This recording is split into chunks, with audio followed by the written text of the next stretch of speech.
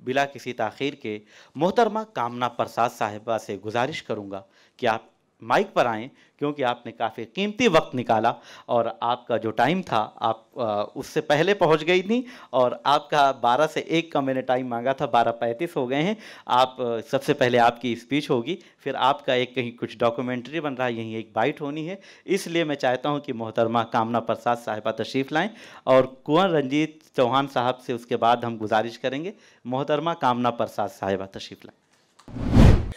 नाकूस से गरज न मतलब अज़ां से है, मुझको अगर है इश्क तो हिंदोस्तां से है।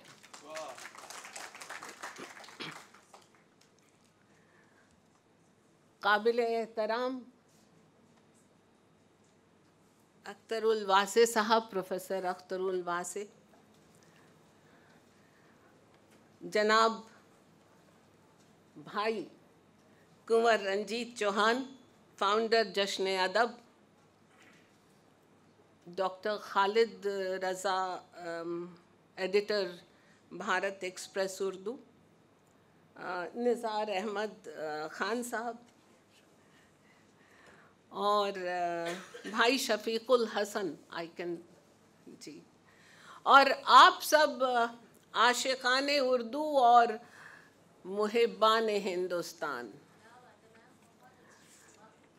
हम भारत एक्सप्रेस न्यूज़ नेटवर्क और उर्दू एकेडमी दिल्ली को इस मेगा उर्दू कॉन्क्लेव मुनक्किद करने के लिए तहे दिल से मुबारकबाद पेश करते हैं और आपके बेहद शुक्रगुजार हैं कि आपने इस मौके पे हमें भी याद फरमाया। Exploring the vital role of Urdu language in shaping our nation's narrative and future पर आज हमें बात करने का हुक्म हुआ है।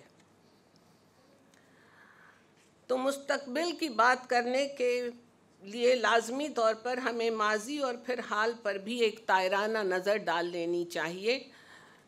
उर्दू ज़बान ने कई हुकूमतों के दौर देखे हैं और इब्तदा से ही इस ज़बान ने उर्दू बाज़ार से लेकर क़िलाए मुअल्ला तक तरक्कियों के ज़ीने इस शान से चढ़े कि अंग्रेज़ों को भारत में हुकूमत करने के लिए इस ज़बान को सीखना पड़ा और बाकायदा उर्दू पढ़ने और पढ़ाने के लिए उन्होंने कलकत्ते में फ़ोर्ट विलियम कॉलेज कायम किया, जहां अंग्रेज़ों ने उर्दू सीखी और उर्दू अदब पर तहकीक भी की।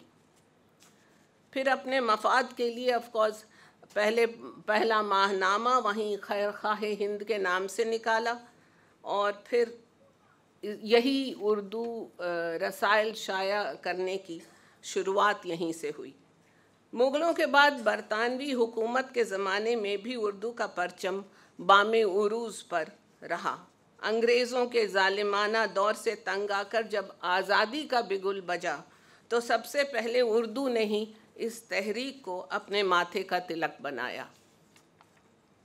इनकलाब जिंदाबाद के नारे ने ब्रिटिश साम्राज्य की नींव हिला दी थी और इश्क व मोहब्बत की ये शीरीं ज़बान जंगे आज़ादी में बगावत का परचम लहराती हुई एक बरहना शमशीर बनकर उभरी।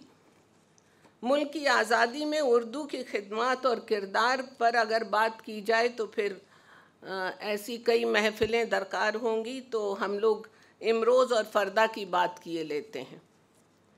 Change is the only constant, बदलाव प्रकृति का नियम है, तब्दीली कुदरत का निज़ाम है और तरक्की की ज़मानत भी। अगर मुख्तलिफ़ तहज़ीबों और ज़बानों का एक हो जाना उर्दू की पैदाइश की हकीकत है तो ये सिलसिला आज भी जारी है। सबका साथ, सबका विश्वास, सबका प्रयास, हुकूमत हिंद का ये मिशन दरअसल उर्दू की फ़ितरत है और शियार भी है। तरक्की पजीर नए भारत के साथ हम सफ़री के लिए उर्दू भी अपना रख्ते सफ़र बांध कर निकल चुकी है। ये ज़बान गंगा और जमुना के किनारों को जोड़ती है, दैरो हरम के फ़ासलों को मिटाती है और अब तो अपने जदीद डिजिटल अवतार में मशरिक़ और मगरिब की सरहदों को बेअसर कर देती है। डिजिटल इनकलाब ने इस खालिस हिंदुस्तानी ज़बान की रसाई को दुनिया भर में आसान और हमवार कर दिया है। जहाँ जहाँ कोई उर्दू ज़बान बोलता है, वहाँ वहाँ मेरा हिंदुस्तान बोलता है। इंटरनेट, सोशल, जहाँ जहाँ कोई उर्दू ज़बान बोलता है, वहाँ वहाँ मेरा हिंदुस्तान बोलता है। तो इंटरनेट, सोशल मीडिया और सैटेलाइट चैनलों पर सजती हुई उर्दू की हज़ारों तफरीही और मालूमाती महफ़िलें इस ज़बान को ताज़गी और ताकत अता कर रही हैं।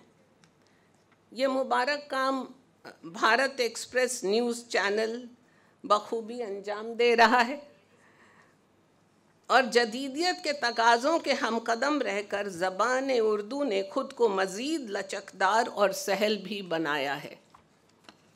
क़वायद की पाबंदियाँ हस्बे ज़रूरत ढीली की गईं और तलफ़्फ़ुज़, इमला और जिन्स के मसाइल को आसान बनाया गया। अब ये ज़बान एक नए जहन की नुमाइंदगी कर रही है, जहाँ न सिन्फ़ की बंदिशें हैं और न तहरीकों और स्टाइल्स की सरहदें। उर्दू का दामन इतना वसी है कि इसके लश्कर में अरबी, फ़ारसी, तुर्की, हिंदी, संस्कृत, पाली, सराइकी, पंजाबी, बंगला, सिंधी और दक्कन की सारी ज़बानों के साथ साथ फ़्रेंच, इंग्लिश और पोर्चुगीज़ वगैरह के अल्फाज भी शामिल हैं।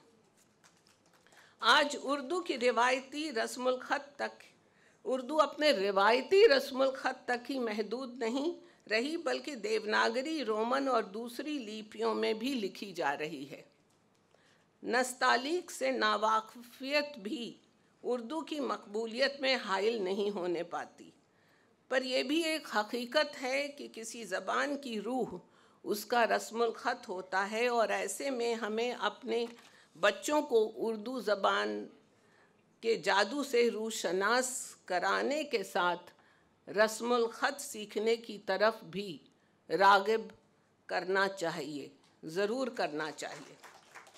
बस शुरुआत ज़रा सी मुश्किल है, पर एक बार नई नस्ल इससे आशना हो गई तो इंशाअल्लाह ताउम्र उर्दू की जुल्फ़ों की असीर रहेगी। हमारी नई नस्ल आज जिस हिम्मत और हौसले, जोश और जज्बे के साथ उर्दू का आलम संभाले है, उसे देखकर यकीन हो चला है कि उर्दू तकनीक की नई नई जहतें ईजाद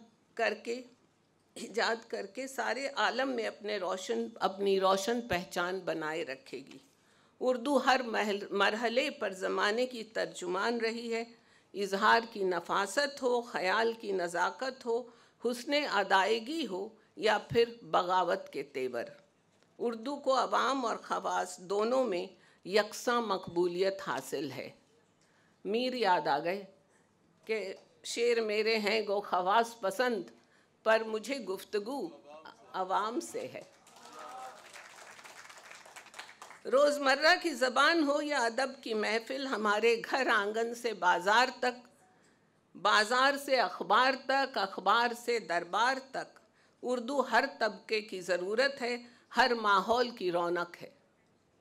ऐवान सद्र, पार्लियामेंटेरियंस, अहले इक़्तिदार हों या शेख व बिरहमन, सबको उर्दू की ज़रूरत पड़ती है और अब वो अपनी बात पुरअसर तरीके से कहने के लिए उर्दू शायरी का सहारा लेते हैं। उर्दू हिंदुस्तान की रगों में गर्दिश करती है। नए भारत में उर्दू का मकाम इसलिए भी अहम है कि यह सिर्फ़ एक ज़बान नहीं, बल्कि एक मुकम्मल तहज़ीब है जिसके हम सब वारिस और अमीन हैं। आने वाले दौर में भी मोहब्बत के पैगाम के साथ उर्दू का किरदार वही रहेगा, मुनफरिद, नुमायाँ और हमेशा वक्त से आगे। इसकी जड़ें सिर्फ हमारी शायरी, अदब, म्यूज़िक और फिल्मों तक महदूद नहीं है, बल्कि हमारे समाज, हमारी ज़िंदगी, हमारे वजूद के हर पहलू पर गहराई से समाई हुई है। मुख्तसर सी बात यह है कि this language is in India's DNA and nurturing Urdu is like nurturing our own identity. With the promising future, it will remain an indispensable partner in India's journey towards a new and inclusive future.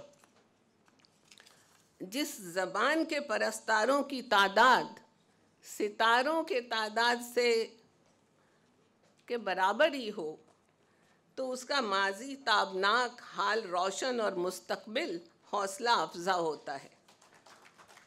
Urdu का सफ़र नए भारत और उसके बाद भी पूरे आबोताब के साथ जारी और सारी रहेगा। माहो साल की गर्दिश, मौसमों के उतार चढ़ाव और ज़िंदगी के तमाम रंगो आहंग जब तक मौजूद हैं, उर्दू भी शान और बांकपन के साथ मौजूद है। दोस्तों, जब तक दुनिया में इश्क बाकी है, इश्क की ख्वाहिश बाकी है, मैं बाकी है और महताब बाकी है, तब तक उर्दू भी बाकी है। मैं बाकियो महताब बाकीस्त, मरा बतो सद हिसाब बाकीस्त। शुक्रिया। हमारी वीडियो आपको पसंद आए तो लाइक कीजिए, शेयर कीजिए और सब्सक्राइब कीजिए। साथ ही कमेंट बॉक्स में आप अपनी राय भी ज़रूर दें। और हाँ, अगर फेसबुक पर आप वीडियो देख रहे हैं तो हमारे पेज को फॉलो करना ना भूलें।